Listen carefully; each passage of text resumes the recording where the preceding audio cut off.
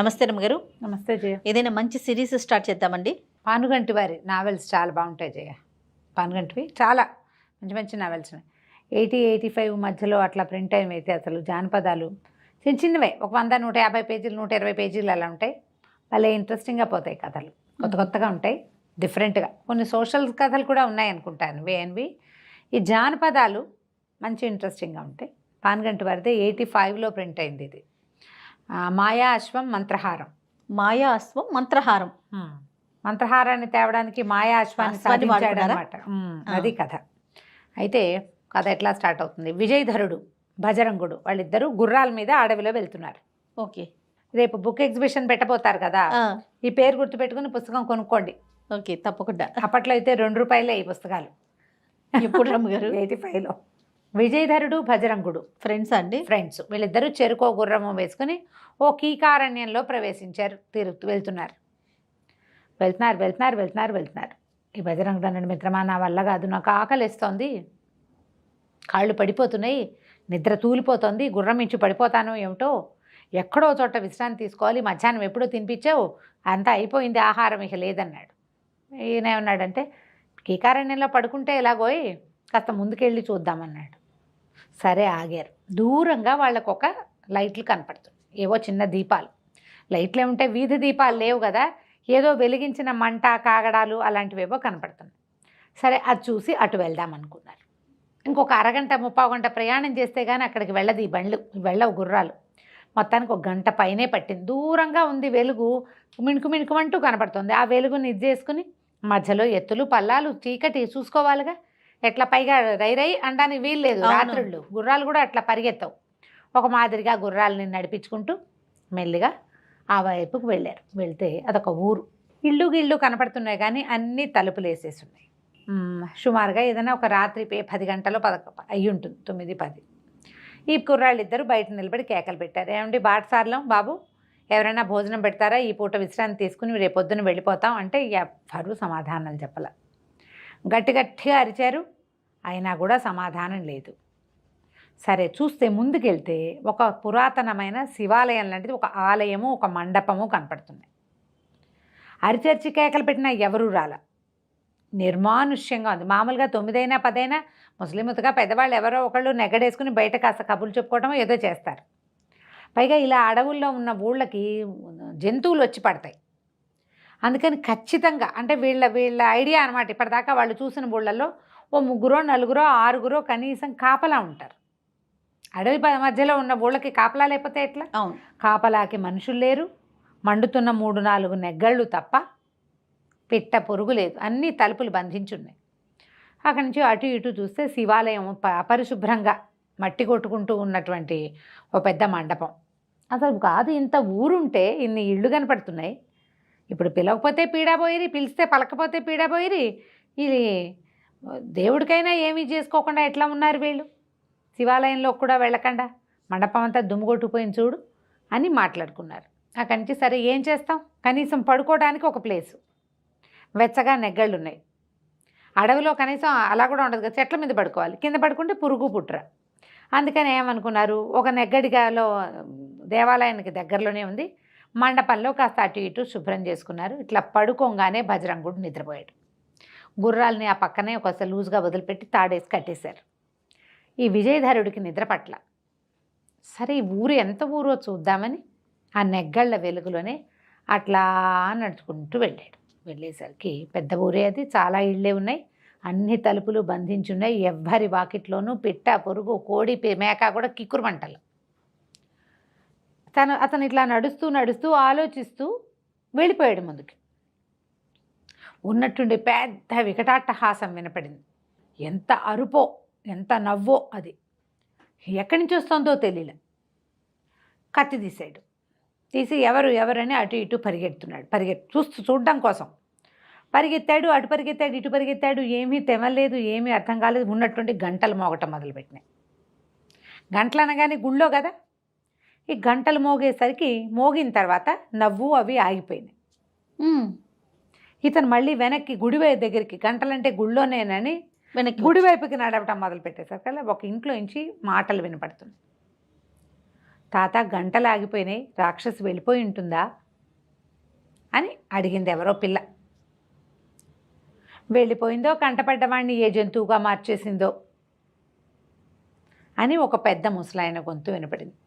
ఇతను అరిచి కేకలు పెట్టాడు, ఎవరు ఎవరు మాట్లాడేది, సమాధానం చెప్పండి అని అరిచినా సమాధానం రాల. సరే పరిగెత్తుకుంటూ వెనక్కి ఆ దేవాలయం దగ్గరికి వెళ్ళాడు. బాగా నడిచేశాడు ముందుకి. పరిగెత్తుకుంటూ వెళ్ళేసరికల్లా దేవాలయంలో దీపారాధన చేసినట్టు కనపడుతోంది. దేవాలయం తలుపు బార్లా తెరిచేసింది. అక్కడ ఒక నల్ల కోతి కూర్చునుంది. తనకు అర్థం కాల. బజరంగుడేడి మండపంలో కేకలు పెట్టాడు, బజరంగా బజరంగా అంటే నేనే గురువు అన్నాడు ఈ నుంచున్నవాడు కూర్చున్న కోతి.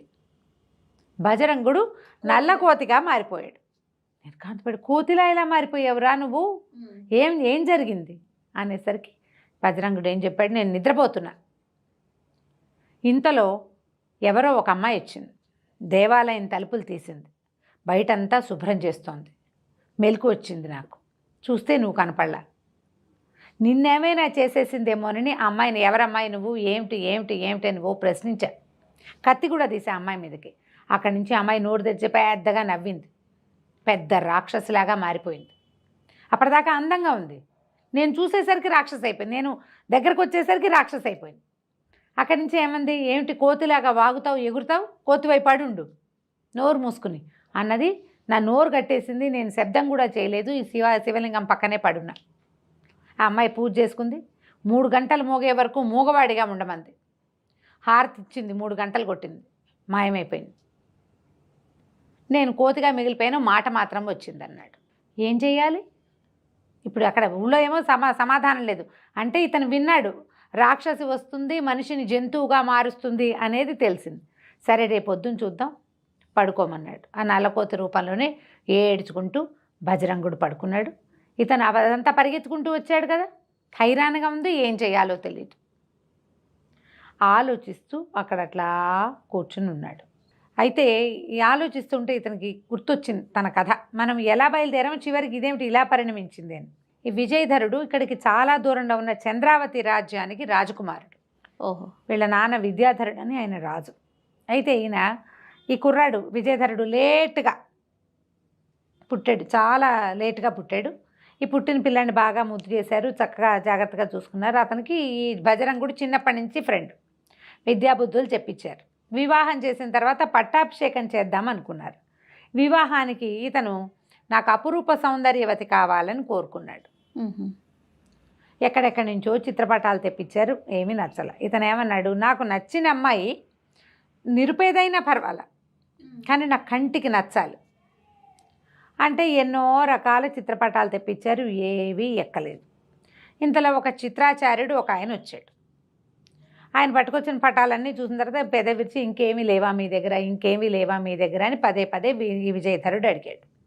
అడిగేసరికల్లా మహారాజా విజయధరుడు అన్నాడు, అట్లా అడిగితే ఎట్లాగరా అయ్యా, ఆల్రెడీ వచ్చి ఇచ్చాడు కదా, ఇంక అంతకంటే ఏముంటాయంటే ఆయన చాలా ఆలోచిస్తూ, నా దగ్గర ఇంకొక చిత్రపటం ఉంది ప్రభు అని చెప్పి ఒక చిత్రం తీశాడు. తీస్తే ఆ అమ్మాయి ఎంత సౌందర్యవతో.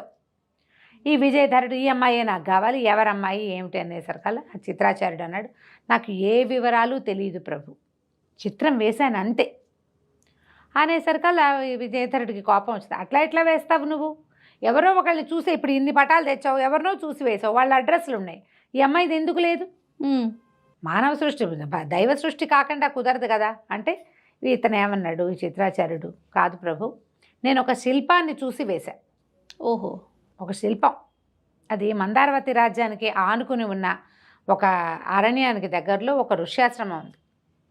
నందనుడు అనే ఋషి ఉన్నాడు అక్కడ, నందుడు ఆయన పేరు. అయితే ఆయన భార్య ఉన్నారు. నేను ఒకరోజు వెళ్తూ అక్కడ ఆశ్రయం పొందాను. ఆయన దగ్గర ఈ శిల్పం ఉంది, ఈ అమ్మాయి శిల్పం.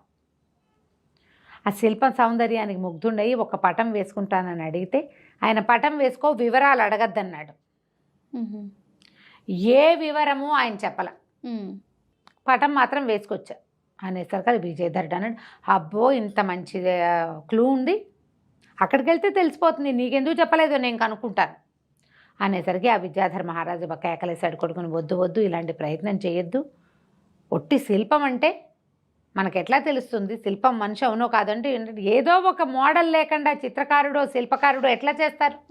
మోడల్ ఖచ్చితంగా ఉంది. మానవకాంత కాకపోతే ఇంకా ఏదైనా మరి దైవకాంత అయి ఉండొచ్చు. నీకెందుకు అంటాడు తండ్రి, నాకు కావాల్సిందే అంటాడు కొడుకు. చివరికి తండ్రిని ఒప్పించి విజయధరుడు 2 గుర్రాలతోటి బజరంగుడు స్నేహితుడైన బజరంగుడితోటి ఏదో కొంత ధనాన్ని మూట కట్టుకుని ప్రయాణం సాగించాడు. వెళ్తూ వెళ్తూ వెళ్తూ మధ్యదారిలో ఈ అడవిలోకి వచ్చి ఈ ఊళ్ళోకి వచ్చి ఇప్పుడు బజరంగుడిని కోతిగా మార్చుకుని కూర్చుని ఉన్నాడు ఇక్కడ.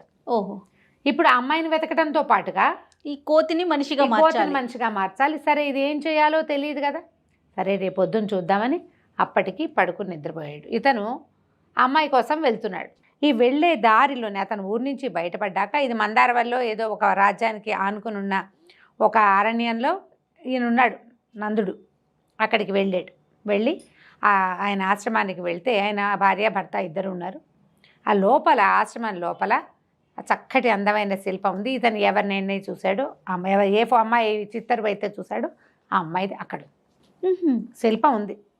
ఇతను బతిమలాడితే ఆయన ఏం చెప్పాడంటే, ఈ అమ్మాయి ఎవరు వివరాలు కనుక్కోమంటే, వివరాలు ఎందుకు, మీరు చిత్తరు ఇది చూడండి శిల్పం అంతేనన్నాడు. ఎంత అడిగినా వివరాలు చెప్పడానికి వీలు లేదయ్యా, చెప్తే కుదరదన్నాడు. అనేసరికల్లా ఈ అబ్బాయి ఏమన్నాడు విజయధరుడు, సరేలేండి నేను ఆ అమ్మాయి చిత్రపటం చూడగానే ప్రేమలో పడ్డాను. జన్మలకి ఈ అమ్మాయే నా భార్యగా కావాలనుకున్నా. మనసు మార్చుకోవడం రాజధర్మం కాదు. నేను మనసు మార్చుకోను. ఏంటి శిల్పాన్ని చూసేది కాదు, చిత్రం చూసి ఫోటో చూసి ప్రేమలో పడ్డాడు. నేను ఏమైనా సరే ఈమెను వదిలిపెట్టి వెళ్ళే ప్రసక్తి అయితే లేదు. ఈమె నాకు దక్కదు, మీది వివరాలు మీరు నాకు ఇవ్వరు అని చెప్తున్నారు కాబట్టి ఇవ్వనని మెడ నరుక్కుని చచ్చిపోతాను ఇక్కడేనని మెడ నరుక్కుపోయాడు కత్తితోటి. ఈయన నందమహర్షి కాళ్ళు చేతులు పట్టుకున్నాడు. నాయన అంత తొందరపడిపోక, ఇంత ప్రాణాలు పెట్టుకున్నావు కాబట్టి ఇక చెప్పక తప్పదు. చెబితే వచ్చే ప్రమాదం ఏమిటో కూడా నీకు చెప్తాను. ఈ అమ్మాయి నా కూతురే. అమ్మాయి పేరు మానసప్రియ. చాలా అందమైన శిశువు లేక కలిగింది. మేము పంచప్రాణాలు పెట్టుకుని పెంచుకున్నాం నేను నా భార్య. అయితే మేము ఎంతో కాలంగా ఈ అడవిలోనే ఈ ఋష్యాశ్రమంలోనే ఉన్నాం. పిల్ల చాలా అందగత్తె, చక్కగా అన్ని బుద్ధిమంతురాలు, అన్ని పనులు చేసేది. నీళ్లు తేవడానికి పువ్వులు తేవడానికి అడవిలో తిరుగుతూ ఉండేది. మాకు ఇక్కడికి దగ్గరలోనే సుమిత్రుడనే ఒక మహాయోగి ఒక ఆయన ఉన్నాడు. చాలా గొప్ప తపశాలి, మంత్రతంత్రాలు తెలిసిన వ్యక్తి. ఆయనది కూడా ఆశ్రమం ఉంది. ఆయనకు ఒక శిష్యుడు శుభాంగుడు. అతను మా పిల్లని ప్రేమించాడు. పిల్ల వెనకాల పడ్డాడు. అమ్మాయికి అతను నచ్చల.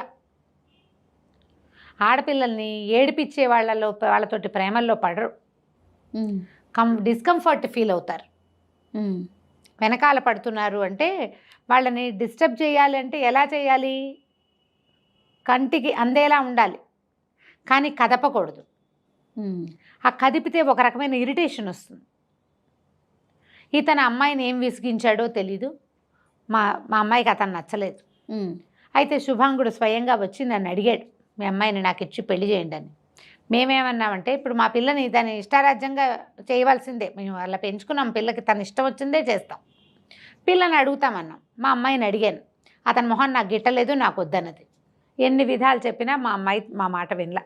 అతను అడుగుతున్నాడమ్మా, కోరి వచ్చిన సంబంధం కాదనుకోకూడదని చెప్పినా కూడా మా అమ్మాయి ఇష్టపడలేదు, అతని ధోరణి నాకు నచ్చదు, వద్దన్నది. శాశ్వతంగా వివాహం చేసుకుని శాశ్వతంగా కాపురం చేయవలసింది పిల్ల. అవును, ఆ అమ్మాయికి ఇష్టం లేదు కాబట్టి మేము కూడా సరే, మేము మా పిల్లకి ఇష్టం లేదు సారీ చెప్పేశాము. కానీ శుభాంగుడు ఒకనాడు ఒంటరి పాటున మా అమ్మాయి ఉండగా చూసి ఆమెను బలాత్కరించిపోయాడు. క్రూరుడు. అలాంటి వాళ్ళని ఆడవాళ్ళు ముందే పసిగడతారు. ఈ క్రూరుడు ఇలా చేసేసరికల్లా నేను అప్పుడే పరిగెత్తుకుంటూ వచ్చాను. ఆ కామాంధుడిని శపించాను, నేను భస్మం అయిపోమని. నేనంత తపశ్శాలిని కాదు, కానీ నా తపస్సులో ఉన్న సగభాగాన్ని అతన్ని శపించడానికే వెచ్చించేశాను. కానీ ఆ శాపం పెట్టేటప్పుడు ఇతను సుమిత్ర మహాముని శిష్యుడని కానీ ఆయన కోపగించుకుంటాడని కానీ నాకు అనిపించలే. నా పిల్ల బాధపడుతుంది, అవమానపడుతుంది అన్న ఫీలింగ్ తోటి దాంతో శపించేశాను. భస్మపు రాశిగా మారిపోయాడు, మాడిపోయాడు వాడు. అంతలోనే ఇక్కడ ఏదో జరుగుతుందని తెలుసుకున్న సుమిత్ర మహాముని వచ్చేసాడు. భస్మంగా మారిపోయిన తన శిష్యుడిని చూస్తే ఆయన కోపం ఆగల. ఆయన గట్టిగా అరిచి కేకలేశాడు నన్ను.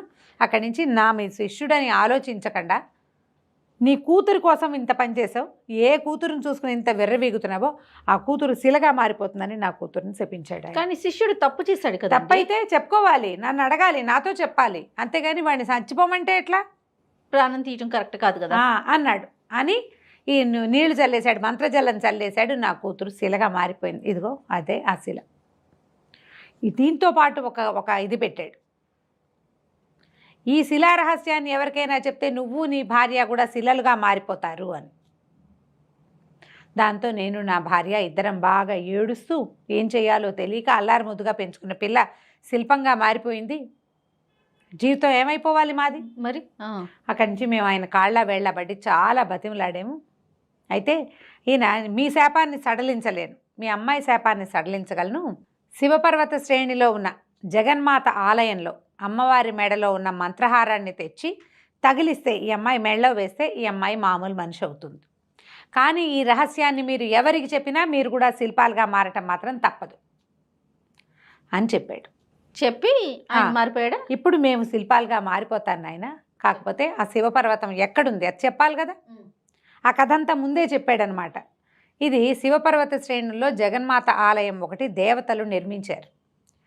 దేవశిల్పి అయిన మయాసురుడు ఆ దేవాలయాన్ని స్వయంగా చాలా శ్రద్ధగా, శివపర్వతాల్లో అమ్మవారికి దేవాలయం ఉండాలని కట్టాడు. ఎంత శ్రద్ధగానో, మామూలుగా ఆయన కంటి చూపుతో కట్టేస్తాడు, చాలా శ్రమపడి ఎక్కువ పనిచేశాడు దాని మీద. ఒక అమ్మవారి అద్భుతమైన విగ్రహాన్ని తయారు చేశాడు, చెక్కాడు శిల్పం. చెక్కిన తర్వాత ఏదో లోటుగా ఉంది, ఆ ముఖంలో, అమ్మవారి ముఖంలో రావాల్సిన కళ రావడం లేదు. అతను చాలా తపస్సు చేస్తే జగన్మాత ప్రత్యక్షమై నవ్వింది. నవ్వి ఏమన్నదంటే, నిత్యము నా మెడలో ఉండే మంత్రహారం వల్ల, అదేంటంటే కోటి ప్రాణుల యొక్క జీవశక్తి, కోట్ల ప్రాణుల యొక్క జీవశక్తి, ఆ హారం వల్ల నా ముఖానికి ఇంకా వెలుగు వస్తుంది. నువ్వు ఆ హారాన్ని వెయ్యలేదు కాబట్టి ఇక్కడ నీ వెలుగు రావటల్లా ఈ విగ్రహానికి అని చెప్పి ఆమె స్వయంగా తన మెడలోంచి ఆ మంత్రహారాన్ని తీసి ఆ విగ్రహానికి అలంకరించింది. ఇది అలాగే వెలుగులు విరజిమ్ముతూ ఉంటుంది, చూసే వాళ్ళకి విగ్రహంలో భాగంగానే కనపడుతుంది, కానీ ఇది ప్రత్యేకమైన హారం. ఆమె తన మెడలోంచి వేసింది. ఆ మంత్రహారం అది తీసుకొచ్చి వేస్తేనే ఈ పిల్ల నార్మల్ అవుతుందని ఆయన చెప్పాడనమాట. ఓకే. అది ఇక్కడికి చాలా దూరం, దాన్ని తేగలిగేవాడెవడూ లేడు. కానీ సుమంత్ర మహర్షి దీని ప్రకారం నేను ఇదైపోవాలి, నేను రాయి అయిపోయే లోపల నేనేం చేస్తానంటే, అతను సగం తపశ్శక్తిని వాడేశాడు భస్మం చేయటానికి, మిగిలిన తపశ్శక్తిని, మంత్రశక్తిని భస్మగుళికలుగా చేసి ఇతని చేతిలో పెట్టాడు. ఆ భస్మగుళికలు తీసుకోవటం ఏమిటి, వెంటనే ఈ నందుడనే మహర్షి తన కూతురు పక్కనే ఒక శిలా విగ్రహంగా మారిపోయాడు. అయితే దీనికి ముందు ఏం చెప్పాడంటే, ఈ రాజకుమారుడికి చెప్పేటప్పుడు రెండో మనిషికి చెప్పకూడదు ఈ రహస్యం. ఎవరికైనా చెప్తే వాళ్ళు శిలగా మారిపోతారు. అందుకని భజరంగుని బయటికి పంపించేసి విజయధరుడికి ఒక్కడికే ఈ విషయం చెప్పాడు. ఓకే, నువ్వు కూడా ఈ విషయాన్ని ఎవ్వరికీ చెప్పకూడదు. రహస్యం బయటపడిందా శిల్పంగా మారిపోవటమే, శిలగా మారిపోతావు. మేము ఎట్లా అయిపోయామో నువ్వు కూడా అంతే. దాంతో తండ్రి శిలగా మారిపోయాడు. ఆయన ఇచ్చిన భస్మపు గుళికల్ని ఇతను ఏం చేశాడంటే, చిన్న చిన్న బాల్స్ అనమాట, అంటే విభూది ఉండలు లాంటివి, బూడిద ఉండలు, భస్మం అంటే బూడిద అదే కదా, ఉండల్ని దట్టిలో భద్రపరుచుకున్నాడు. ఏం చేయాలి, బయటకు వచ్చాడు. ఇప్పుడు ఆ శివపర్వతం ఎక్కడ, బయటకు వచ్చాక బజరంగుడికి ఏం చెప్పాడంటే, నాయన ఆయన చెప్పింది చాలా ప్రాణాంతకమైన రహస్యం, నీకు చెప్పలేను, కానీ ఇక్కడి నుంచి చాలా ప్రయాణం చేయాలి, చాలా ప్రయాణం చేయాలి, నువ్వు రామడల పైనే పడుతుంది, నువ్వు వెళ్ళిపో వెనక్కి, నేను అమ్మాయిని సాధిస్తే కానీ ఇంటికి రాను అంటే బజరంగుడు ఒప్పుకోలే. పర్వాలేదు, నేను నీతోటే వస్తానని ఈ ప్రయాణం అంతా చేసి ఈ అడవిలో ఈ పల్లెటూళ్ళలోకి చేరారు. కోతైపోయాడు. తెల్లవారింది. ఇక కోతిని పక్కన పెట్టుకుని నడవటం మొదలుపెట్టాడు. ఊళ్ళోకి వెళ్ళేసరికి ఊళ్ళో అందరూ తలుపులు తీసుకుని మామూలుగానే ఉన్నారు. ఈ శివాలయంలో జరిగిన సంగతి ఏది మాకు తెలియనట్టుగా ఉన్నారు వాళ్ళు.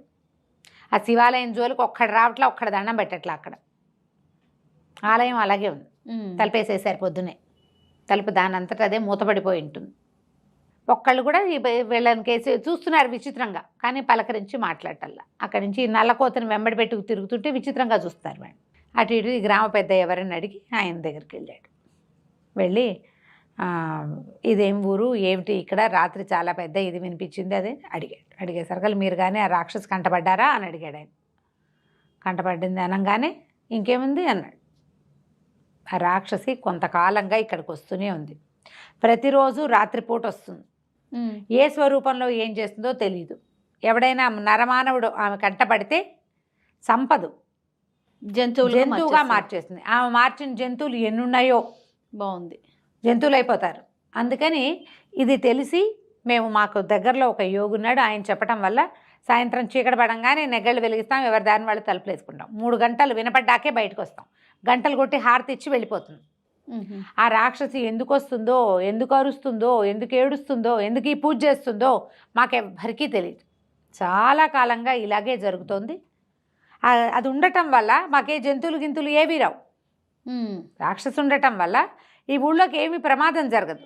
కానీ మేము రాత్రిపూట మాత్రం ఎవరికి ఆశ్రయం ఇవ్వం. కొత్త వాళ్ళకి ఇచ్చిన వాళ్ళు లోపలికి రావాల్సిందే, బయట ఉన్నారంటే వాళ్ళు జంతువులుగా మారిపోతారు. ఇక వాళ్ళకి మాకు సంబంధం లేదు. అయితే ఏమైంది, ఈ జంతువులుగా మారిపోయిన వాళ్ళు వీడిని ఏం చేయాలి, వీడు మాట్లాడుతున్నాడు. వీడు మాట్లాడాకే ఆయనకు అర్థమైంది రాత్రి వీళ్ళు రాక్షసిని చూశారు అని. ఆయన ఏమన్నాడంటే, ఈ చివర ఒక యోగి ఉన్నాడు, మాకు కొంచెం దూరంగా ఉత్తరం వైపుగా ఒక వాగుంది, ఆ వాగు ఒడ్డున యోగి ఉంటాడు. ఆయన వీళ్ళని మనుషులుగా చేస్తాడంటే ఇతని బజరంగుడిని వెంబడి పెట్టుకుని ఆ యోగి దగ్గరికి తీసుకుపోయాడు. తీసుకెళ్తే ఆ యోగి మంత్రజలం చల్లి వీడిని కాస్త మామూలు వాడిని చేశాడు. చేసేసరికల్లా ఆయన చెప్పాడు, ఆయన అడిగాడనమాట, ఏమిటి ఏం జరిగింది ఇక్కడ, ఎందుకు ఆ రాక్షసు వస్తుంది అనేసరికల్లా ఇప్పుడు ఎంతోమందిని అది జంతువులు చేసింది, ఒక్కళ్ళు కూడా ఏమిటని అడగలేదు, మనుషులైపోతే చాలనుకుంటారు, దాని చరిత్ర ఏమిటి అని అడిగితే ఈ అమ్మాయికి శాపం ఏదో ఉంది, ఒక రాక్షసి అమ్మాయి, ఒక యక్ష గంధర్వకాంత, ఆమెకున్న శాపం వల్ల ఆమె ఇట్లా మారిపోయింది. శాపం తీరితే ఆమెకు ఆ సమస్య పోతుంది. అయితే ఇతనేమన్నాడు, అయితే మేము ఆ రాక్షసుని ఎదుర్కొంటాం, ఆమె ఎక్కడుంటుందో చెప్పండి, ఎట్లా ఆమెను ఎదుర్కోవాలి, ఎదుర్కొని ఆమె కష్టం ఏదో తీరిస్తే సరిపోతుంది, ఆ కష్టం తీర్చడానికి నేను సిద్ధం అని చెప్పేసరికి అలా ఆయన ఎంకరేజ్ చేశాడు. సరే ఒక పని చెయ్యి, ఆమెతో మాట్లాడేందుకు నీకు ఒక అవకాశం నేను ఏర్పాటు చేస్తానన్నాడు. ఎట్లా ఇతను రాక్షసుని ఎదుర్కొన్నాడో, ఆమె ఇతనికి ఏమైనా సహాయం చేసిందా, ఎలా ఇతను ఆ మాయా అశ్వాన్ని మంత్రహారాన్ని సాధించి ఆ మానసప్రియ అనే శిల్పసుందరిని సజీవ సుందరిగా మార్చాడు. బజరంగుడి కోతి రూపం పోయాక ఇతను అడిగాడు, ఇలా ఎందుకు జరిగింది, ఆ రాక్షస ఎవరు, ఆమె ఎందుకు ఇట్లా చేస్తోంది అంటే అప్పుడు ఆ యోగి చెప్పాడనమాట. ఏం చెప్పాడో ఇప్పుడు విందాం. ఓకే. ఆమె రాక్షసి కాదు, ఆమె ఒక గంధర్వ కన్య. ఏదో శాపవశాత్తు అట్లాంటి రూపాన్ని పొందింది. అదేంటంటే ఆవిడ పగటిపూట పులి రూపంలో ఉంటుంది, పులిగా తిరుగుతుంది, రాత్రిళ్ళు రాక్షసిగా కనపడుతుంది. ఆ కనపడదు, ఆమె గంధర్వ కన్యగానే కనపడుతుంది. ఎవరైనా మనుషులు కనుక ఆమెను డిస్టర్బ్ చేస్తే ఆమె అలా రాక్షస రూపం ధరించి గొడవ చేస్తుంది, శివ పూజ చేస్తుంది రాత్రిపూట. ఆమె శివ పూజను డిస్టర్బ్ చేయకూడదు. కానీ నువ్వు ఆమెకి ఏదైనా ఎందుకు ఇలా అయ్యిందో ఆమె పరిస్థితిని నువ్వు జాలిపడి ఏదో చేద్దాం అనుకుంటున్నావు కాబట్టి ఆమెని ఎవరైతే మానవుడు ఒట్టి చేతులతోటి ఎవరైనా సంహరిస్తే పులిగా ఉన్నప్పుడు ఆమెకి శాప విమోచనం జరుగుతుంది. ఈ రాక్షసి రూపం చూసి గొడవ చేసి ఆమె కోసం ప్రయత్నించిన వాళ్ళని దేవతాస్త్రీ రూపంలో చూసినా సరే ఆమె జంతువులుగా మార్చేస్తుంది. పగటిపూట ఏ మానవుడు విల్లంబులు కత్తి కటారు లేకుండా బిల్లులు ఆటవికులు పులిని ఎదుర్కోరు. అవును. ఎప్పుడైనా అలాంటి పరిస్థితి సంభవిస్తే నరమానవుడు ఎవడైనా ఆ పులిని సంహరిస్తే ఆమెకి శాప విమోచనం జరుగుతుంది ఆయన అని యోగి విజయధరుడికి చెప్పాడు. చెప్పేసరికి విజయధరుడు అన్నాడు, నేను ప్రయత్నం చేస్తాను. పాపం గంధర్వ కన్య ఈ పులిగా ఉండటం ఏమిటి, రాక్షసుగా మారటం ఏమిటి, చాలా దుర్భరమైన జీవితం కదా. అవును, నేను చూసా, నాకేదైనా చెయ్యాలనుంది, నేను ట్రై చేస్తానన్నాడు. సరే ఈ యోగి అన్నాడు, అలాగే నాయన, ఇప్పుడు ఈ మనం ఉన్న అడవికి అవతల ఒక వాగుంది, ఆ వాగు అవతల ఆ పులి నివసిస్తుంది, నేను నిన్ను అక్కడికి ప్రత్యక్షమయ్యేలాగా చేస్తా, ఇక్కడి నుంచి మాయమైపోయి నువ్వు అక్కడికి వెళ్ళిపోయేలాగా ప్రయత్నం చేయమన్నాడు. ఓకే. చేయమంటే సరే ఇతను విజయధరుడు అన్నాడు, బజరంగనరే నువ్వు ఇక్కడే ఉండు, నేను వెళ్తానని. ఆ యోగి చేసిన మంత్ర సహాయంతో ఈ వాగు అవతల ఉన్న పులి హెర్బరేజ్ ఎక్కడైతే అది పులి వాటు పెట్టుకుని ఉంటుందో అక్కడికి వెళ్ళాడు. నిదానంగా చూస్తున్నాడు. వాగు ప్రశాంతంగా పారుతోంది. పిట్ట కూడా కదలటల. ఇంతలో ఒక దగ్గరగా గుంపుగా ఉన్న పొదల్లోంచి ఒక బక్క చిక్కి డొక్కలంటుకుపోయిన పూలు ఒకటి బయటకు వచ్చింది. పెద్దగా ఆహార స్వీకారం చేయటల్లా అది. తింటే పులిలు బలిసి ఉండే పులి ఎట్లా ఉంటుంది? పులి ఎట్లా ఉంటాయి? బలంగా ఉంటాయి. కానీ ఇది బక్క చిక్కిపోయింది, డొక్కలంటుకుపోయి ఉన్నాయి. బయటకు వచ్చేసరికి వాళ్ళు చూశాడు. ఇదే మనకి కావలసిన పులి అని అర్థమైంది తనకి. సాధారణ పులిగా లేదది. మామూలు పులులు వేరేగా ఉంటాయి, అడవిలో ఉండేవి. అక్కడి నుంచి ఈ పులిని చూసేసరికి ఆ పులి ఎగిరి మీద దూకి. ఇప్పుడు ఇతనికి ఏమిటి? ఒట్టి చేతులతోటే చంపాలి. కత్తి విల్లంబులు ఏం తెచ్చుకోలే, బాణాలు గీణాలు ఏం లేవు. అక్కడి నుంచి పులి అతను చెడామడా యుద్ధం చేశారు. ఇసుకలో తోసేశాడు, నీళ్ళల్లో పడేశాడు. అట్లా ఏం చేసినా సరే ఆ పులి మళ్ళీ మీదకి దూకుతూనే ఉంది. దాని గుణం అది. అవతలవాడు తన్ని కొడితే ఊరుకోదు, ఏమన్నా చేయబోతుంటే ఊరుకుని పారిపోదు కదా. ఇక ఇద్దరు ఎడాపెడా ఫైటింగ్ చేశారు. చివరికి ఇతను ఏం చేశాడంటే ఆ పులిని పట్టుకుని కాళ్ళు పట్టుకోగలిగాడు, చెట్టుకేసి కొట్టి చంపేశాడు. కానీ ఈ మొత్తం ఈ గంట 2 గంటల్లో ఒళ్ళంతా గీరుకుపోయి చీరుకుపోయి నెత్తుటి మయం. ఆ పులిని చెట్టుకేసి కొడుతుండగానే అతనికి స్పృహ తప్పిపోయింది. చెట్టు తగిలి పడిపోయింది పులి, ఇతను పడిపోయాడు.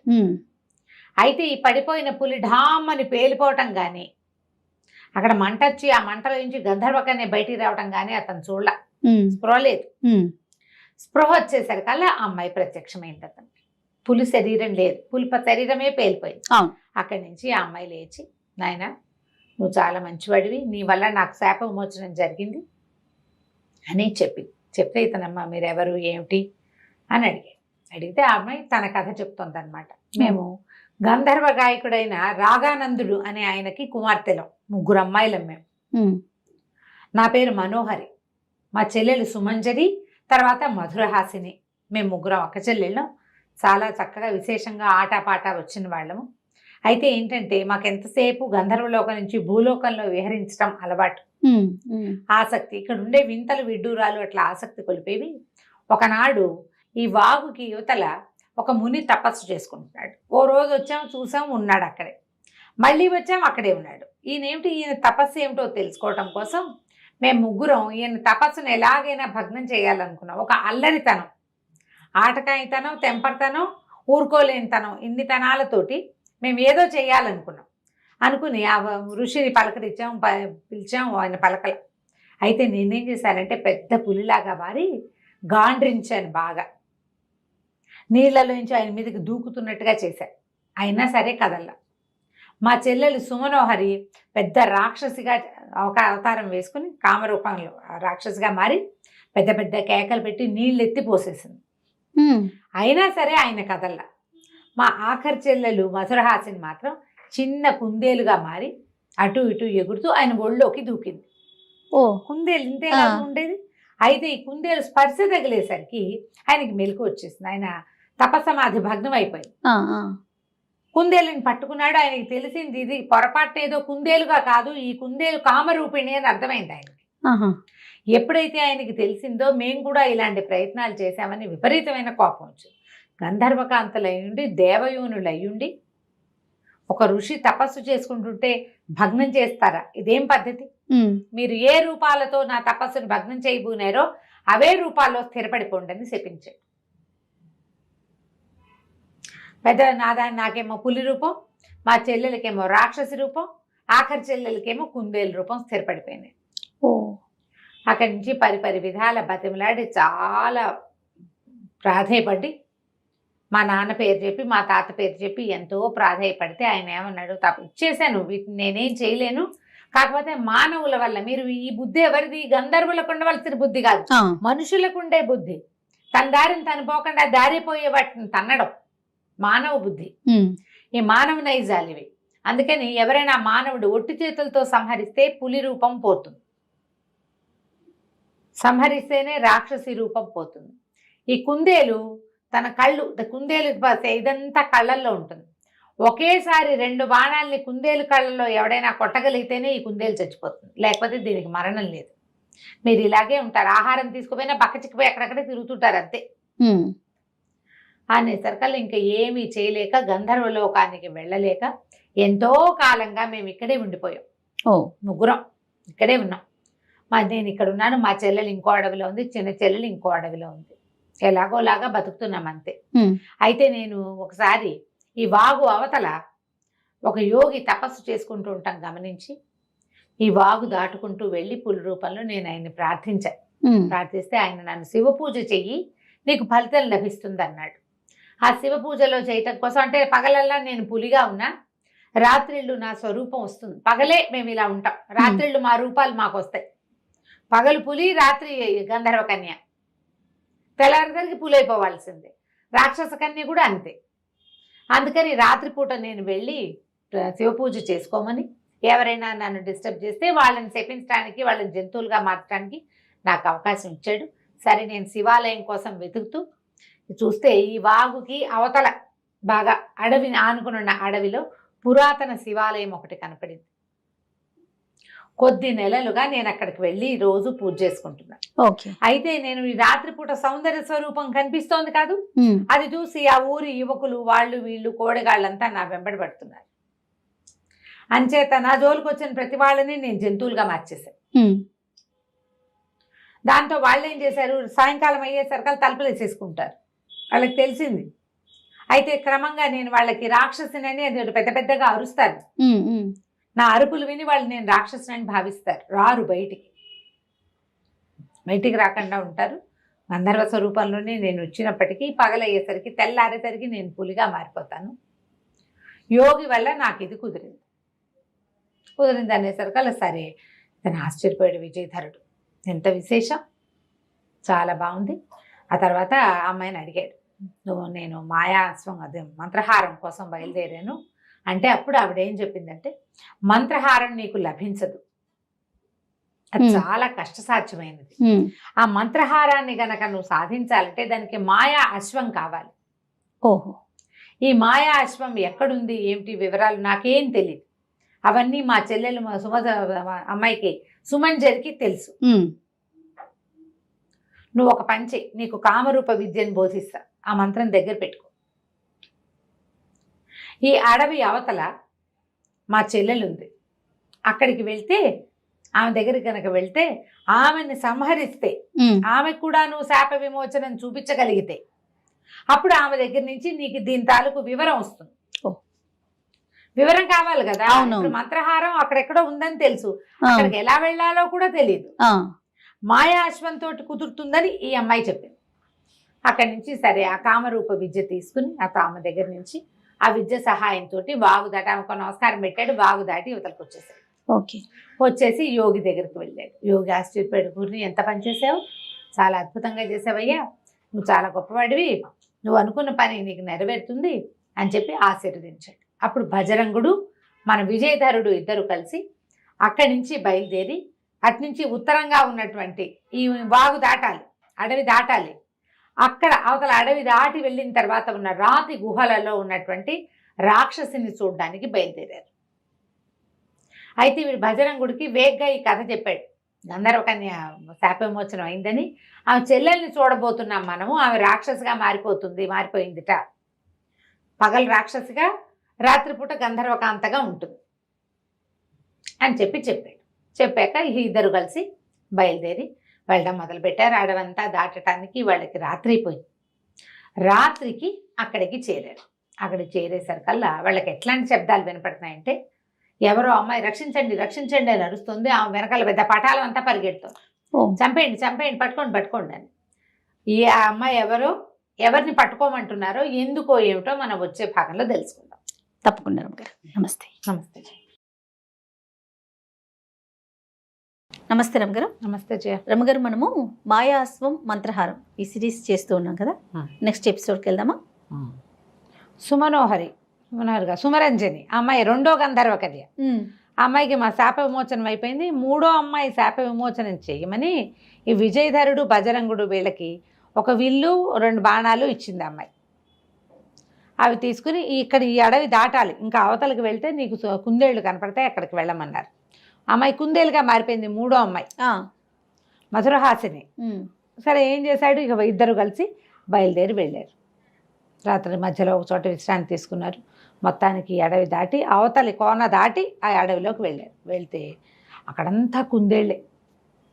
సరే వీళ్ళు ఏం చేశారు, మనకు కావాల్సిన కుందేలు ఏదో వెతుక్కోవాలి కదా, మాట వేసుకుని కూర్చున్నారు. ఏవో రకరకాల జంతువులనే కుందేళ్ళు బొరియల్లోంచి వస్తున్నాయి. చూడగా చూడగా చూడగా బాగా మధ్యాహ్నం దాటాక వీళ్ళకి తాము చూస్తున్న కుందేలు కనపడేది. బంగారు రంగులో ఉంది ఆ కుందేలు.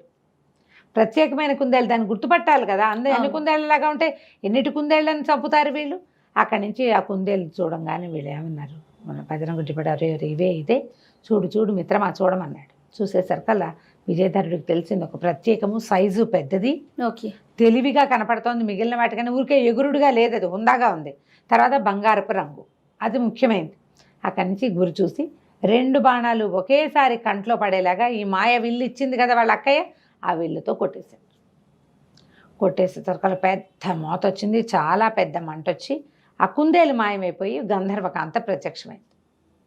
ఎప్పుడైతే అమ్మాయి వచ్చిందో అక్కయ్యలు ఇద్దరు పరిగెత్తుకుంటూ వచ్చేసారు. ఒకళ్ళనొకళ్ళు కావలించుకుని సంతోషించారు. ఎంతకాలం క్రితమో వాళ్ళకి శాపాలు వచ్చేసినాయి, ఇప్పటికి విమోచనం లభించింది. సరే చాలా సంతోషించారు. ఎవరి వల్ల తమకి శాప విమోచనం జరిగిందో ఈ చిన్న అమ్మాయి కూడా అడిగింది. మధురహాసిని అడిగితే, ఇగో ఇతనే తీసుకొచ్చాడు, తను ఇట్లా మనకు శాప విమోచనం చేశాడు, మా ఇద్దరిని కూడా అతనే రక్షించాడు, నిన్ను అతనే రక్షించాడు, అతనికి మాయాశ్వం గురించి కావాలి, ఆ వివరాలు చెప్పు, అది ఎక్కడుంది. మనం ముందే చెప్పేసుకున్నాం, విశ్వంభరుడు దాన్ని రాతిగా మార్చేశాడు.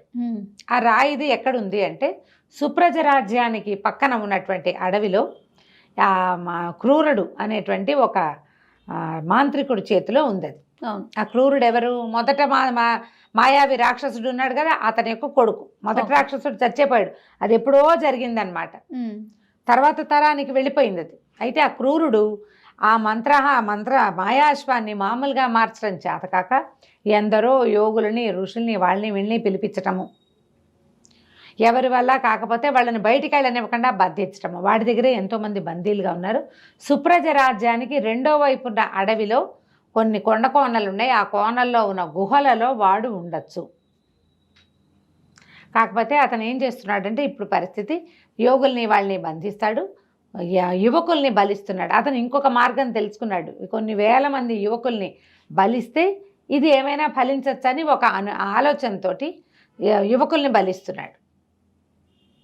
ఇప్పుడు యోగి రూపంలో వెళ్ళినా వాడి దగ్గర కుదరదు, యువక రూపంలో వెళ్ళినా బలిస్తాడు. ఇది చూసుకోవాలి, ఫలానా చోట ఉన్నాడని చెప్పాక ఈ ముగ్గురు ఏం చేశారంటే తమ అమ్మాయి ఇచ్చిన విల్లేమో మాయమైపోయింది, పని అయిపోగానే ముగ్గురు కలిసి ఒక మంత్ర ఖడ్గాన్ని ఇతనికి ఇచ్చారు. ఇది చాలా అత్యద్భుతమైంది, విపత్కర పరిస్థితుల్లో నిన్ను రక్షిస్తుంది, నీ దగ్గరే ఉంచుకోమన్నారు. ఆ ఖడ్గాన్ని పుచ్చుకొని బజరంగుడు తర్వాత ఏమో విజయధరుడు ఇద్దరు కలిసి గుర్రం ఎక్కి బయలుదేరారు, సుప్రజ రాజ్యానికి చేరారు. మరి ఇక్కడ పని అయిపోయింది, ముందు తెచ్చుకోవాలి కదా, గుర్రాన్ని తెస్తేనే హారం వస్తుంది.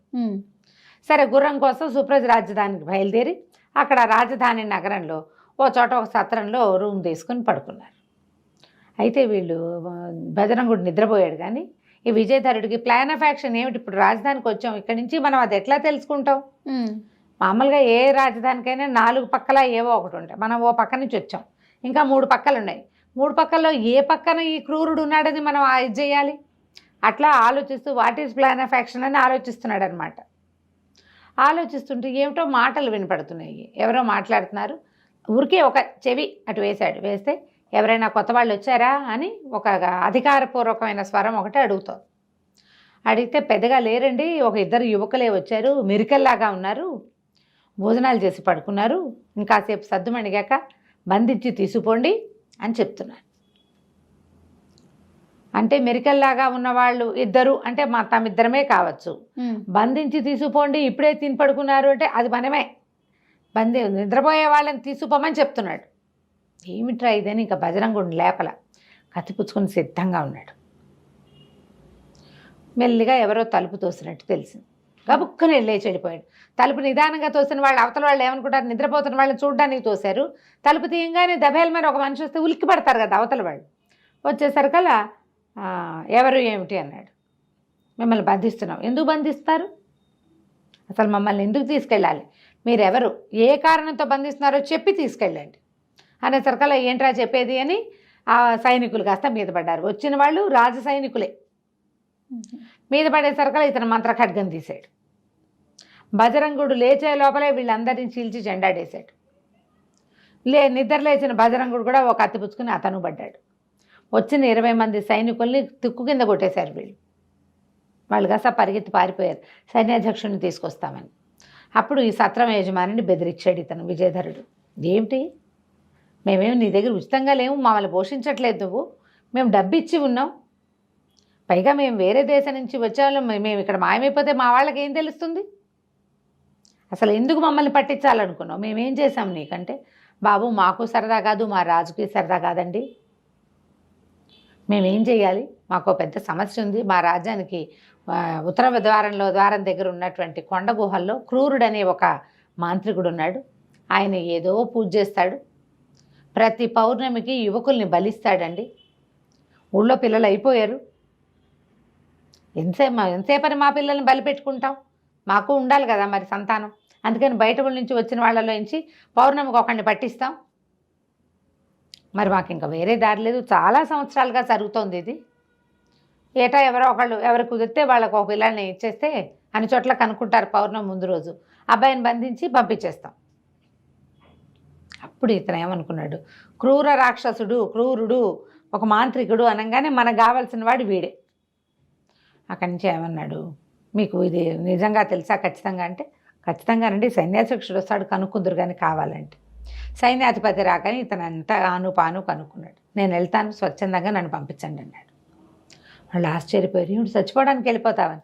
చచ్చిపోవడమో ఇంకో పోవటమో నా సంగతి నేను చూసుకుంటా కదా అంటే, సరే రమ్మన్నారు. బజరంగుడు ఇతను ఇద్దరు విజయధరుడు ఇద్దరు కలిసి రాజస్థానానికి వెళ్ళారు, ఆస్థానానికి వెళ్ళిపోయారు. రేపు పౌర్ణమి, ఈ సాయంకాలం ఆ బాక్స్ పంపించాలి, ఎవరో ఒకళ్ళని పడుకోబెట్టి పంపిస్తారు. అదేంటంటే పెద్ద చిల్లులుగా చేయబడిన ఒక పెద్ద చెక్కపెట్టె.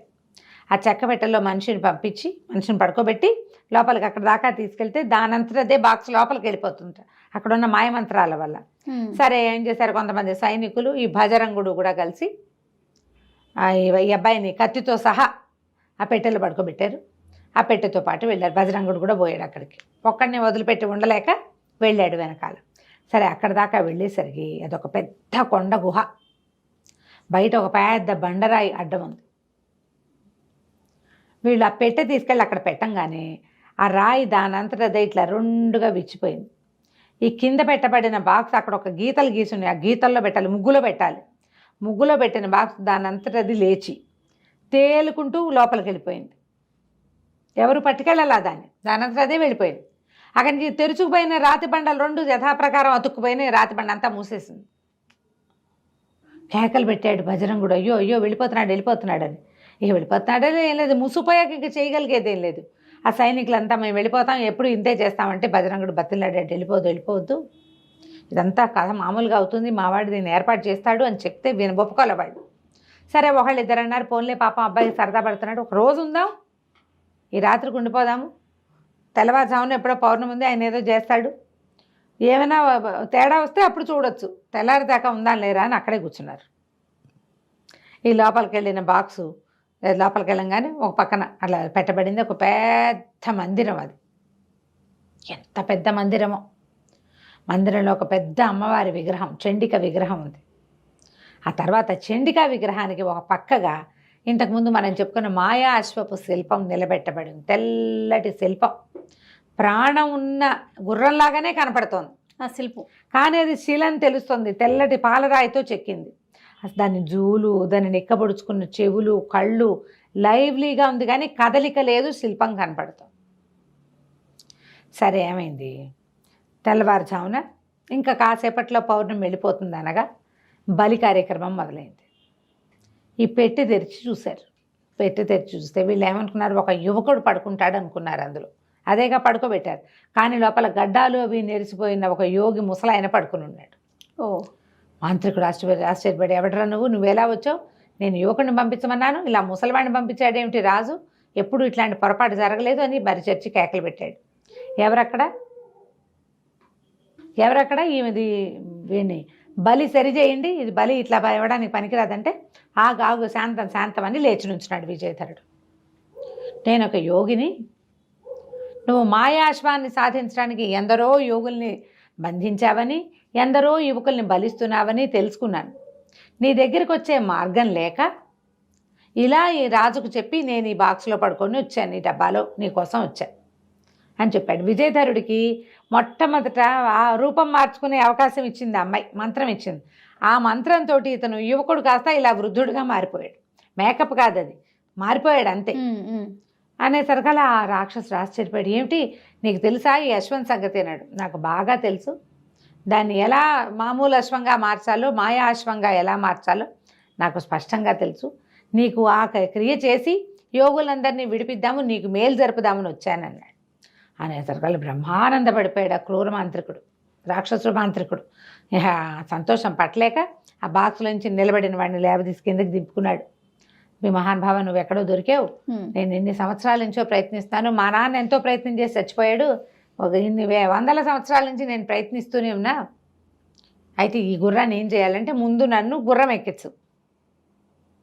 అది ఎత్తైన పీఠం మీద నిలబెట్టబడింది. ఈయన చేశాడు, బట్టల్లో దట్టిలో ఖడ్గంతో పాటుగా ఒక పేటేసి గుర్రం ఎక్కించారు. గుర్రం ఎక్కించి కూర్చోగానే ఇక సంతోషం పట్టలేకపోయాడు విజయధరుడు. ఆ గుర్రాన్ని కావలిచ్చుకున్నాడు. మెడ మొహము అన్నీ సవరించాడు. ఆ మొహం మీద పదే పదే అనేసరికి దాని మొహం మీద ఒక నుదుట్లో ఉంది కదా ఒక పాయింట్, అక్కడ ఎప్పుడైతే మానవ హస్తం తగిలిందో వెంటనే ఆ అశ్వం కాస్త నిజమైన అశ్వంగా మారిపోయింది. శిల్పం అశ్వంగా మారిపోయింది. శిల్పాశ్వం మాయాశ్వంగా మారిపోయింది. మారిపోయేసరికి ఇంకా ఆనందం పట్టలేకపోయాడు. వీడికి ఆనందంగానే ఉంది, రాక్షసుడికి ఆనందంగానే ఉంది, మాంత్రికుడికి కూడా. ఎగిరి గంతేశాడు ఆ మాంత్రికుడు. దీన్ని ఎట్లా వాడాలో చెప్పు, దిగు దిగు నాకివ్వు నాకివ్వు అన్నాడు. అనేసరికల్లా ఇంత కష్టపడి ఇంత దూరం వచ్చింది నీకు ఇవ్వడానికి కాదురా మూర్ఖుడా, నువ్వు ఎంతమందినో సంహరించావు దీనికోసం, నీకు ఇచ్చేందుకు రాలేదు అనగానే ఆ మాంత్రికుడికి పిచ్చి కోపం వచ్చేసింది. అదేమిటి నువ్వు నాకు మోసం చేస్తావా, నీ సంగతి చెప్తానని మంత్రదండాన్ని తీసాడు. కానీ ఈ మంత్రదండాలు నేల మీద ఉన్నప్పుడు పనిచేస్తాయి. ఇదేమో బ్రహ్మవాక్కుతోటి అశ్వం ఇలా మారింది, శిల్పం అశ్వంగా మారింది. దాని మీద ఏ మాయలు మంత్రాలు పనిచేయవు. ఓహో, దాని మీద ఉన్నవాడిని ఎవరూ ఏమీ చేయలేరు. అది అప్పుడు అదే కదా చెప్పాడు, అజేయమైన శక్తి వచ్చేలాగా బ్రహ్మ దగ్గర వరం పొంది ఉన్నాడు అతను విశ్వంభరుడు. దాంతో ఇతను ఏం చేశాడు, మొల్లోంచి ఖడ్గం తీసి ఒక్క ఉదుటున ఈ మాయావిరా ఇతని మీద క్రూరుడి మీదకి దూకి మెడ ఉత్తరిచ్చేశాడు. అతని మీద మంత్రదండపు శక్తులు పనిచేయలేదు, ఇతను చనిపోయాడు కూడా. ఎప్పుడైతే ఇట్లా ఇతని తల సీగ తరగబడిందో వెంటనే భైరవి విగ్రహం కాస్త పగిలిపోయింది డామని. పగిలిపోవటం ఏమిటి, అప్పటిదాకా ఒక చీకటిగా గాఢాంధకారంగా అక్కడక్కడ వెలిగించిన ఆవదబ్బు దీపాలు తప్పిస్తే ఏమీ లేని ఆ దేవాలయంలో, ఆ మందిరంలో మొత్తం అంతా ప్రకాశవంతంగా అయిపోయింది. వెలుతురు వచ్చేసింది అనమాట. ఒక్కసారి చీకటి శక్తులన్నీ బయటికి వెళ్ళిపోయినాయి, వెలుగు వచ్చేసింది లోపలికి. అక్కడి నుంచి ఇతను ఏం చేశాడు, దిగి ఇప్పటి వరకు అక్కడక్కడ గదుల్లో బంధించబడి ఉన్నారు యోగులని వాళ్ళని అందరినీ రక్షించడానికి పూనుకున్నాడు. అక్కడి నుంచి తన దట్టిలో భస్మపు గుళికలు ఉన్నాయి కదా, ఆఖరి గుళిక ఒక్కటి ఉంది, ఆ గుళికని ఆ గుహాద్వారం మీదకి విసిరికొట్టాడు. విసిరేసరికి అది పగిలిపోయింది, ఓపెన్ అవగానే బజరంగుడు ఇంకొంతమంది సైనికులు సాయం ఉన్నారుగా, అందరూ పరిగెత్తుకొచ్చారు లోపలికి. వచ్చి లోపల గదుల్లో, చెరసాల్లో, కారాగారాల్లో, లోపల గుహల్లో, చిన్న చిన్న బిలాలలో దాచిపెట్టబడిన ఎందరో యోగుల్ని ఋషుల్ని అందరినీ బయటికి తీసుకొచ్చారు. అందరూ జయధ్వానాలు చేశారు. నువ్వు ఎంతో గొప్పవాడివి, రాజకుమారుడు క్షత్రియులకు ఉండవలసినటువంటి సాహసం ఉంది నాయన, ధైర్య సాహసే లక్ష్మి, నువ్వు చక్కగా జయిస్తావు, నువ్వేం చేయదలుచుకున్నావు అది చేస్తావని అందరూ ఆశీర్వదించారు. ఇంక ఇప్పుడు నెక్స్ట్ది మంత్రహారాన్ని సాధించాలి. సరే, ఈ గుర్రాన్ని ఎక్కి బజరంగుడితో కలిసి విజయధరుడు బయలుదేరాడు. ఇక్కడ యోగులని ఋషులని వాళ్ళని రక్షించి సిద్ధపురుషులను రక్షించి బజరంగుడితో కలిసి విజయధరుడు మాయా అశ్వాన్ని ఎక్కి శివపర్వత శ్రేణుల్లో ఉన్న భువనేశ్వరి మాత ఆలయానికి వెళ్ళాలని చెప్పాడు గుర్రానికి. అది ఎగురుకుంటూ తీసుకెళ్ళిపోయింది. ఇక్కడి నుంచి ఆకాశ మార్గంలో ఎగురుతూ కింద కనపడుతున్న వింతలు, విడ్డూరాలు, విశేషాలు, తమ దాటి వచ్చిన 3 గంధర్వ కన్యల్ని కలుసుకున్న అడవుల్ని అన్నిటినీ దాటుకుంటూ అక్కడికి వెళ్ళారు. ఆయన చెప్పినటువంటి మహీపతి రాజ్యం అది కూడా కనపడింది. నందముని చెప్పాడు మహీపతి రాజ్యం, దాన్ని ఆనుకునే శివపర్వత రాజ్యం కూడా కనపడుతుంది. ఈ రాజ్యము అవి దాటి వెళ్ళాక శివ పర్వతాలైతే ఏవో కనపడుతున్నాయి, కానీ ఆలయం ఎక్కడుందో తెలియలే. సరే, గుర్రం బాగా అటు ఇటు తిరిగి మొత్తానికి ఆ ఆలయం వైపుకి తీసుకెళ్తే ఆలయం దూరంగా కనపడుతోంది. ఆలయానికి వెళ్ళే దారిలో అంత మామూలు దారి కనపడుతోంది. ఈ దేవతలు దేవగణాలు కొన్ని కాపలా ఉంటాయట అమ్మవారి ఆలయానికి, ఆ భువనేశ్వరి దేవి ఆలయానికి. మొత్తం జలమయం చేసేసారు వాళ్ళు. అంతా నీళ్ళే, మధ్యలో గుడి, చుట్టూతా నీళ్లు. ఆ నీళ్లు దాటుకుని ఎలా వెళ్తారు? సరే, నీళ్ళలోకి దిగుదామనుకున్నారు. నీళ్ళలోకి దిగితే ఎలా ఉంటుందో. అయితే ఏంటంటే ఈ గుర్రము నీటిలో కూడా ప్రయాణించగలిగే గుర్రం. ముందు భయపడ్డాడు విజయధరుడు, మర్చిపోయాడు. అది ఆకాశ గమనమే కాదు, ఆకాశంలో ఉన్నప్పుడు విమానంలాగా, నీళ్లలో ఉన్నప్పుడు జలాంతర్గామిలాగా ప్రయాణం చేయగలదు అది. ఆ గుర్రం ఆ నీళ్ళలో, అందుకే మాయా అశ్వం అయింది. ఆ నీళ్ళలోకి దిగి నీళ్ళలోంచి వీళ్ళిద్దరిని తీసుకెళ్ళింది లోపలికి. భువనేశ్వరి ఆలయం లోపలికి వెళ్ళిపోయారు. కొన్ని దేవగణాలు అడ్డం పడ్డాయి. ఆ అడ్డం పడ్డ వాళ్ళందరితోటి ఈ మంత్రఖడ్గం ఉందిగా, ఇతని దగ్గర 3 గంధర్వ కాంతలు ఇచ్చింది, దాంతో యుద్ధం చేస్తారు. పైగా ఈ గుర్రం మీద ఉండి యుద్ధం చేసిన వాడికి ఎదురే లేదు. అతనికి ఒక్కొక్క శక్తి తెలుస్తుంది, దానికి ఏమేమి ఉన్నాయి అని. అది ఆకాశంలో పరిగెడుతుంది, ఆకాశంలో ఎగురుతుంది, నీళ్ళల్లోకి ఈత్తుంది. ఎవరైనా అడ్డొచ్చినా వాళ్ళని జయించే శక్తి ఇస్తుంది తనకి. ఆ గుర్రంతో పాటు లోపలికి వెళ్ళిపోయాడు. చాలా పెద్ద విశాలమైన దేవాలయం, బంగారు కాంతులు ఇంతు. లోపలికి వెళ్తే అమ్మవారి విగ్రహం ఎంత పెద్ద విగ్రహమో, అసలు ఇట్లా ప్రతిమా స్వరూపం, అత్యద్భుతంగా ఎవరినో కూర్చోబెట్టి వాళ్ళని చేసినట్టుగా ఉంది. శిల్పంలాగా అనిపించట్లా, ఒరిజినల్గా ఉంది. కానీ అవి వస్తువులన్నీ కూడా ఆమె ఒంటి మీద చెక్కడంగా ఉన్నాయి, కానీ ఆ మంత్రహారం ఏదైతే ఉందో అది కనిపించాల. మంత్రమణిహారం అన్నిటితో పాటే అది ఉంది. అక్కడ ఎలా తీసుకోవాలి? అది ఊడి రావాలి. శిలలో ఇంచి ఉన్న, శిల మీద ఉన్న వస్తువులు ఎలా ఊడొస్తాయి? ఇక పరిపరి విధాల నమస్కారం చేసుకున్నారు. ఏం చేసినా తెలియలే. అక్కడి నుంచి ఏం చేశాడు ఈయన? బాగా ప్రార్థించాడు ఇతను విజయధరుడు. మామూలుగానే ఏమన్నాడు, బోళ్ళని పద్యాలు పాడాడు, పాటలు పాడాడు, శ్లోకాలు చదివాడు, తనకు వచ్చినవన్నీ వల్లించాడు. ఎవరైనా సహాయం చేస్తారేమో ఋషులు మునులు అని గుర్రాన్ని దిగి లోపలంతా వెతికాడు. సబరికి విసుగు పుట్టింది. ఎంత దూరం వచ్చాను, ఇంత శ్రమపడ్డాము, ఇంత దూరం వచ్చాము. దాంతోపాటుగా ఈ విషయాన్ని నాకు చెప్పిన నందముని కూడా శీలైపోయాడు పాపం. అవును, కూతురుతో పాటు తండ్రి శీలైపోయాడు. వాళ్ళకు కూడా నిష్కృతి లేకుండా పోతుందని భువనేశ్వరి మాతని పదే పదే ప్రార్థించి, అమ్మ కేవలం నేను ప్రేమించిన ప్రేయసిని, ఒట్టిగా ఒక చిన్న ఫోటో చూసి ప్రేమించాను, చిత్రం చూసి ప్రేమించాను, ఆమె యొక్క దుస్థితిని తప్పించాలనుకున్నా, ఆ తండ్రి దుస్థితి కూడా తప్పిస్తానని మాటిచ్చి వచ్చాను. క్షత్రియుడిని నా మాట దక్కేలాగా లేదు. ఒట్టి చేతులతో ఇంటికి ఏమని పోను? సరే, నా శిరస్సు నువ్వు తీసుకోమని చేతిలో ఉన్న మంత్రఖడ్గంతో మెడ నరికేసుకున్నాడు. ఎప్పుడైతే ఇతను మెడ నరుకుని నెత్తురు జిమ్మిందో బజరంగుడు కేవమని మిత్రమా కేకలు పెడుతూ స్పృహ తిప్పి పడిపోయాడు. శిరస్సు పోయి దొర్లుకుంటూ, మొండెం పడిపోయింది, శిరస్సు దొర్లుకుంటూ భువనేశ్వరి అమ్మవారి పాదాల దగ్గరికి వెళ్ళి పడింది.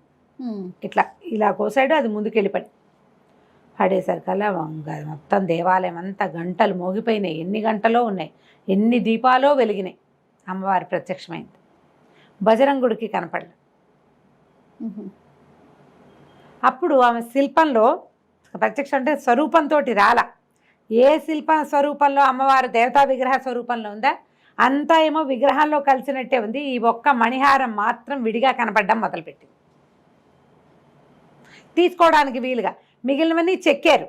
అన్నీ ఆ విశ్వకర్మ ఎవరో చెక్కాడు కదా, చెక్కాడు. కానీ ఈ పైనున్న ఆ హారం మాత్రం ఆమె వేసింది, అది కలిసిపోయి ఉంటుంది అందులో.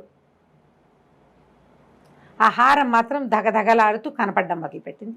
అక్కడి నుంచి ఆవిడ చాలా మెచ్చుకుంటున్నాను నిన్ను, క్షత్రియుడు అన్నవాడు ఇచ్చిన మాట నిలబెట్టుకోవాలి, చెప్పిన పని చేయగలగాలి, దానికి సరిపడా సాహసం ఎవరికైతే ఉందో వాడు ఎప్పుడూ జయిస్తాడు. సాహసి అయినటువంటి క్షత్రియుడు ఎప్పుడూ జయిస్తాడని అమ్మవారి ఆశీర్వాదంతో ఇస్తాను. శిరస్సు మళ్ళీ బంతిలాగా వెనక్కి దొర్లుకుంటూ వెళ్ళి అతని శిరస్సు కతుక్కు దాలో అదికేసుకుంది మెడకి. లేచి నిలబడ్డాడు, చూస్తున్నాడు. విగ్రహంలో ఆ నగ కనపడుతుంది. ఆకాశవాణి వినపడింది, అశరీరవాణి. రాకుమార, నీ ధైర్యం సాహసానికి మెచ్చుకుంటున్నాను. మంత్రహారాన్ని తీసుకెళ్ళు. నీ పని అయిపోయాక హారం దానంతట అది వెనక్కి వచ్చేస్తుంది అని చెప్పింది. చెప్పగానే ఇతను అమ్మవారికి నమస్కారం చేసుకుని విగ్రహం దగ్గరికి వెళ్ళి ఆ విగ్రహ పాదాలు నమస్కారం చేసి, అపరాధాన్ని సహస్రాన్ని చేస్తూ ఉంటాం మేము, మా తప్పులు క్షమించమని పదే పదే ప్రార్థించి ఆ మెడలోంచి ఆ హారాన్ని తీసుకుని దట్టిలో భద్రపరుచుకున్నాడు. అక్కడ బోల్డ్ అనే పూజా సామాగ్రి అవి ఇవి చాలా ఉన్నాయి, ప్రసాదాలు చాలా ఉన్నాయి. అంటే పళ్ళు గిళ్ళు ఉన్నాయన్నమాట. పళ్ళు, పువ్వులు, నీరు ఉంటే ఆ మంత్రజలాన్ని అది మనం అమ్మవారికి పెడతారు కదా చెంబులో కలశోదకం, ఆ కలశోదకాన్ని చల్లాడు బజరంగుడి మీద. బజరంగుడు మిత్రమా అని ఏడుస్తూ లేచి కూర్చున్నాడు. చచ్చిపోయావా అని. చచ్చిపోలేదురా నాయన, బతికే ఉన్నాను, పద వెళ్ళిపోదామన్నాడు. సరే లేచి వీళ్ళు గుర్రం దగ్గరికి వచ్చేసరికి గుర్రం చక్కగా స్థిమితంగా నుంచునుంది అక్కడ. ఇద్దరు కలిసి ఆ గుర్రం ఎక్కారు. గుర్రం ఎక్కేసరికల్లా బయట అంతకుముందు వాళ్ళు ఎన్ని నీళ్లు చూశారు, ఒక చుక్క నీరు లేదు. పర్వత శ్రేణిలో ఇట్లా కొండ మీద నిలబెట్టినట్టుగా ఉంది అమ్మవారి దేవాలయం. ఆ దేవాలయంలో నుంచి దిగి ముందు నందముని ఆశ్రమానికి వెళ్ళారు. వెళ్ళి ఏం చేశాడు, ఆ లోపల చూస్తే నందముని భార్య మాత్రం దిగులుగా అక్కడే తిరుగుతూ వాడు పని చేసుకుంటుంది. మరి ఏం చేస్తుంది, ఆ ఇంట్లో వాళ్ళు చేయవలసిన నిత్యాగ్నిహోత్రం చేసుకుంటూ ఆ శిలగా మారిపోయిన భర్తని కూతుర్ని చూస్తూ కన్నూరి మున్నీరవుతూ పాపం అలాగే ఉంది. ఇతను లోపలికి వెళ్ళి ఏం చేశాడు, కాళ్ళు చేతులు కడుక్కుని నమస్కారం చేసి అగ్నిహోత్రానికి తన దట్టిలో ఉన్న ఆ మంత్రహారాన్ని ఎత్తి ఆ అమ్మాయి విగ్రహం మెడలో వేసేసాడు. శిల్లలాగా మారిపోయింది, శిల్పంలాగా శిల్పం మెడలో వేసేసాడు. అమ్మవారిని విగ్రహం అనాలి, అమ్మాయిని శిల్పం అనాలి, తేడా ఉంది కదా. సరే, ఈ శిల్పం మెడలో వేసేసరికి వెంటనే అమ్మాయికి వచ్చేసింది, నార్మల్ రూపానికి వచ్చేసింది. అయితే ఈ శిల్పం నుంచి మనిషిగా మారిపోయిన ఈ అమ్మాయి తండ్రి పక్కనే నుంచున్నాడు కదా, ఏం చెయ్యి ఆయనకి తగిలేసరికల్లా ఆయన కూడా మామూలుగా అయిపోయాడు. అమ్మ మామూలుగా అయిపోయింది, చూసుకుంటే కూతురు నార్మల్గా. ఆయన పరమంగా విపరీతంగా సంతోషించాడు. నాయన, నీ వల్ల కదా నా కూతురు ఇప్పుడు మొత్తానికి జీవితం వచ్చింది అని కూతురికి జరిగిందంతా చెప్పాడు. ఎప్పుడైతే ఈ అమ్మాయికి నార్మల్సీ రూపం వచ్చి మనుషుల్ని మామూలుగా చూడటం మొదలుపెట్టిందో ఆమె మెడలో నుంచి మంత్రహారం వీళ్ళు చూస్తుండగానే మాయమైపోయింది. మాయమైపోయిన మంత్రహారం భువనేశ్వరి దేవి మెడలోకి వెళ్ళిపోయింది. దానంతట అదే ఈ నందమహామని కూతురు మానసప్రియ ఆ అమ్మాయిని ఇచ్చి పెళ్లి చేశాడు. కన్యాదానం చేశాక అప్పుడు మానసప్రియ మన విజయధరుడు బజరంగుడు మానసప్రియని ముందు మధ్యలో ఈయన కూర్చుని తన వెనకాల బజరంగుని కూర్చోబెట్టుకుని మాయాశ్వాన్ని అధిరోహించి తన ఊరు వెళ్ళిపోయాడు. తండ్రి దగ్గరికి, వాళ్ళ రాజ్యానికి వెళ్ళాడు. ఈ ఆకాశంలో నుంచి వస్తున్న అశ్వాన్ని చూసి కేరింతలు కొట్టారు జనమంతా. ఏమిటో జరుగుతోంది, ఎవరో వస్తున్నారని. దగ్గరికి వచ్చేసరికి రాకుమారుడిని గుర్తుపట్టారు. తండ్రి ఎంతో సంతోషంగా ఇట్లా తను అనుకున్న పనిని సాధించాడు కొడుకని అప్పటిదాకా యువరాజుగా ఉన్న విజయధరుడికి పట్టాభిషేకం చేశాడు. మళ్ళీ ఊరెళ్ళాక మళ్ళీ విశేషంగా వివాహం చేసి రాజ్యంలో ఉన్న వాళ్ళందరికీ కన్నుల పండుగ ఎంతో సంతోషంగా రాజ్యాన్ని చేసుకున్నారు. ఆ మాయా అశ్వం వీళ్ళ దగ్గరే ఉండిపోయింది. అది అతను ఎప్పుడూ వాడేవాడు కాదు.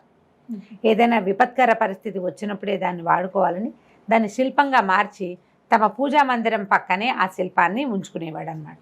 ఆ శిల్పం వీళ్ళ దగ్గరే ఉండిపోయింది. ఎప్పుడైనా ఎవరికైనా అవసరం వచ్చినప్పుడు చూడొచ్చు అనుకున్నారు. దాన్ని నిత్యం తుడుస్తూ చక్కగా శ్రద్ధగా జాగ్రత్తగా అట్టు పెట్టుకునేవారు. ఎప్పుడైనా యుద్ధాలప్పుడు మాత్రమే ఆ అశ్వాన్ని వాడేవాళ్ళు, మాత్రమే వాడేవారు, అవసరమైనప్పుడు వాడుకున్నారు. దీంతో మాయా అశ్వం మంత్రహారం కథ సమాప్తం అయిపోయింది. చాలా బాగుంది రమ్మగారు, కానీ ప్రతి ఎపిసోడు భలే ఇంట్రెస్టింగ్గా ఉంది. చాలా చాలా బాగుంది. నమస్తే రమ్మగారు. నమస్తే.